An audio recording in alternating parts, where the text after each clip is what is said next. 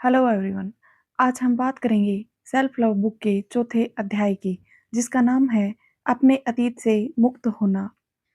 देखते हैं लेखिका जी के विचार।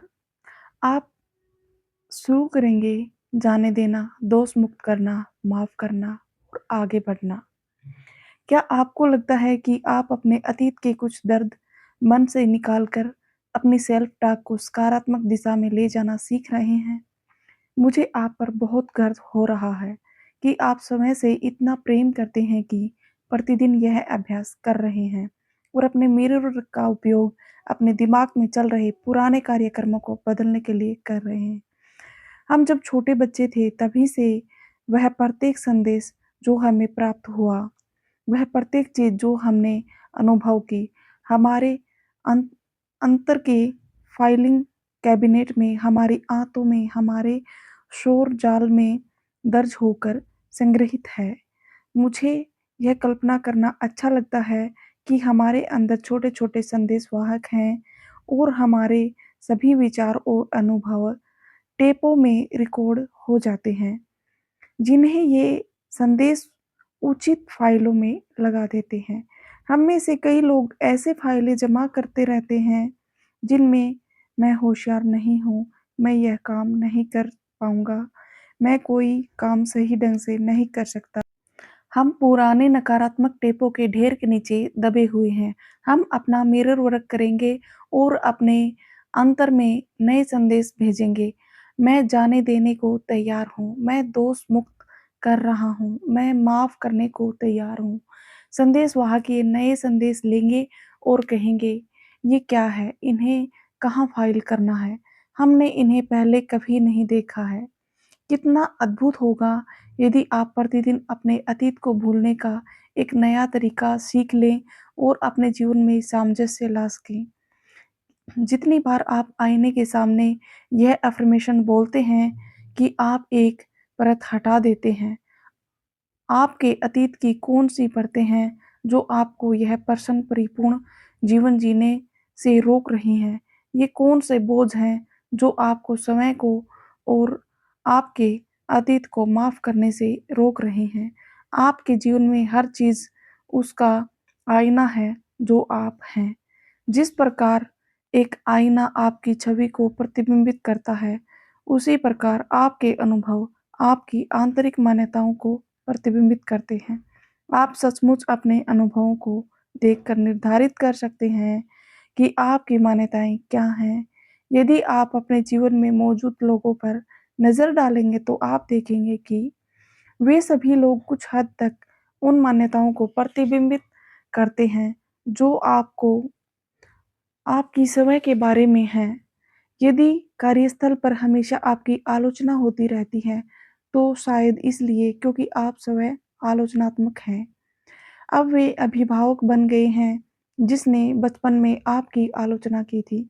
याद रखें, जब आपके जीवन में कुछ ऐसा हो रहा है, जिससे आपको असहजता महसूस न हो रही हो, तो आपके पास अपने अंदर झाँक कर पूछने का अवसर है।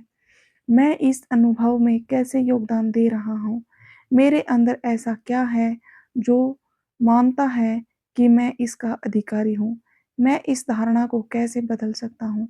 कैसे मैं अपने आप को और अपने अतीत को माफ़ करने, छोड़ देना और आगे बढ़ना सीख सकता हूँ? आइए अफ़र्म करें, मैं अपनी पुरानी सीमाओं और धारणाओं को छोड़ रहा हूँ। मैं उन्हें जाने दे रहा हूँ। मैं शांति महसूस कर रहा हूँ। आपका चौथे दिन का मिरर वर्क अभ्यास। अपने बाथरूम के आईने के सामने खड़े हो जाएं, गहरी सांसें लें और अपने मस्तक को देखें कि और कल्पना करें कि आप एक बटन दबा रहे हैं जो आपके सिर में चल रही सारी पुरानी धारणाओं और नकारात्मक विचारों की डिस्क को बाहर निकाल रहा है। उस पर हाथ रखें और कल्पना करें कि आप अपने सिर से उस रिकॉर्डिंग को बाहर निकालकर दूर फेंक रहे हैं। अब गहराई से अपनी आँखों में देखते हुए स्वयं से कहें, चलो हम सकारात्मक धारणाओं और अफ़र्मेशन की एक नई रिकॉर्डिंग बनाएँ। इन अफ़र्मेशंस को ज़ोर से कहें, मैं जाने देने को तैयार हूँ, मैं मुक्त कर रहा हूँ, मैं जाने दे रहा हूँ, मैं अपना सारा तनाव बाहर निकाल रहा हूँ। मैं अपने सारे डर निकाल रहा हूँ। मैं अपना सारा क्रोध, सारा अपराध बोध निकाल रहा हूँ। मैं अपना सारा दुःख बाहर निकाल रहा हूँ। मैं अपनी सारी पुरानी सीमाएँ और धारणाएँ छोड़ रहा हूँ। मैं उन्हें जाने दे रहा हूँ। मैं शांति महसूस कर रहा हूँ। मैं समय के साथ शांति महसूस कर रहा हूँ। मैं जीवन की प्रक्रिया के साथ शांति महसूस कर रहा हूँ। मैं सुरक्षित हूँ।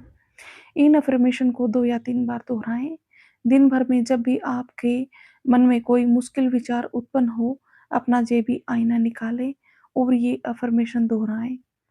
उनसे परिचित हो जाएँ ताकि उन्हें दोहराना आपकी रोज़ की दिनचर्या का हिस्सा बन जाए।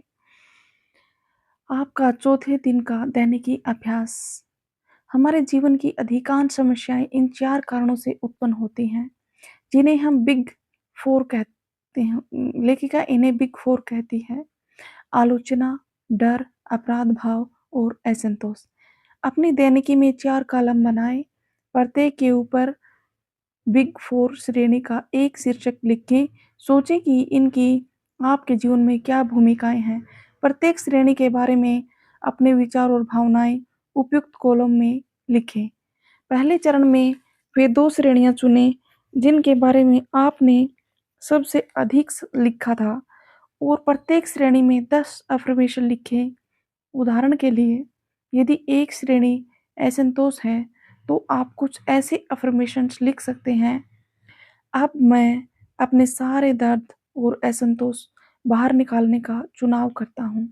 जितना अधिक असंतोष मैं बाहर निकालूँगा, उतना ही अधिक प्रेम मेरे पास देने के लिए होगा।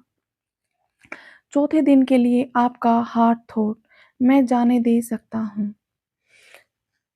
हम आदतें और पैटर्न इसलिए बनाते हैं क्योंकि वे किसी न किसी रूप में हमारे काम आते हैं।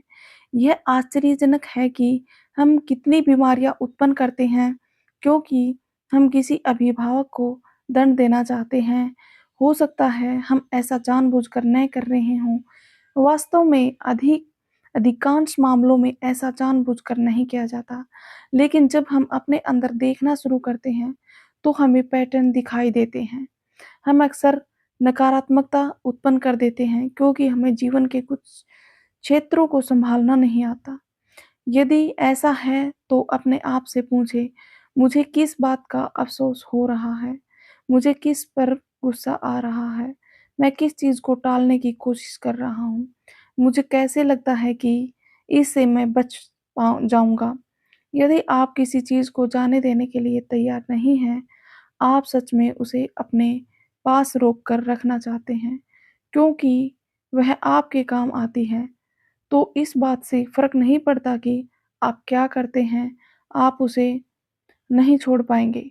हालाँकि जब आप किसी चीज़ को छोड़ने के लिए तैयार हो जाएँगे, तो उसे जाने देना आश्चर्यजनक रूप से आसान हो जाएगा। चलिए देखते हैं आपका ध्यान, चौथे दिन का ध्यान। महान चिकित्सा के 1 दशक की ओर एक नया द्वार खुलता हुआ देखें। ऐसी चिकित्सा जिसे हमने पहले कभी नहीं समझा है। हम उन सब अविश्वसनीय क्षमताओं के बारे में सीखने की प्रक्रिया में हैं, जो हमारे अंदर हैं और हम अपने उन हिस्सों के संपर्क में आना सीख रहे हैं, जिनके पास जवाब है और जो हमें उन तरीकों से रास्ता दिखाने और मार्गदर्शन करने के लिए मौजूद हैं।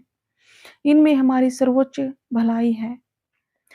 इस नए द्वार को पूरा खुलता हुआ देखें और कल्पना करें कि आप उसमें चिकित्सा के विभिन्न स्वरूपों की तलाश करने के लिए प्रवेश कर रहे हैं, क्योंकि चिकित्सा का अर्थ अलग-अलग लोगों के लिए अलग-अलग होता है। हम में से कुछ लोगों के पास ऐसे शरीर होते हैं जिन्हें चिकित्सा की आवश्यकता होती है। कुछ लोगों के दिलों को चिकित्सा की आवश्यकता होती है। कुछ लोगों के मन ऐसे होते हैं जिन्हें चिकित्सा की आवश्यकता होती है। इसलिए हम प्रत्येक व्यक्ति की आवश्यकता के अनुसार चिकित्सा के लिए खुले और ग्रहणशील हैं। हम व्यक्तिगत विकास के लिए उस द्वार को पूरा खोल देते हैं और यह जानते हुए अंदर प्रवेश करते हैं कि हम सुरक्षित हैं। यही सच है। यहीं पे ख़त्म होता है हमारा चौथा अध्याय और मुझे बहुत खुशी होती है आप लोगों के लिए ये वीडियोज़ बनाने में, क्योंकि मैं ये मानती हूँ कि जो चीज़ों का मुझे पता चला है, मुझे अच्छा फ़ील होता है, तो मैं आप सब तक पहुँचाऊँ। इसलिए थैंक यू सो मच।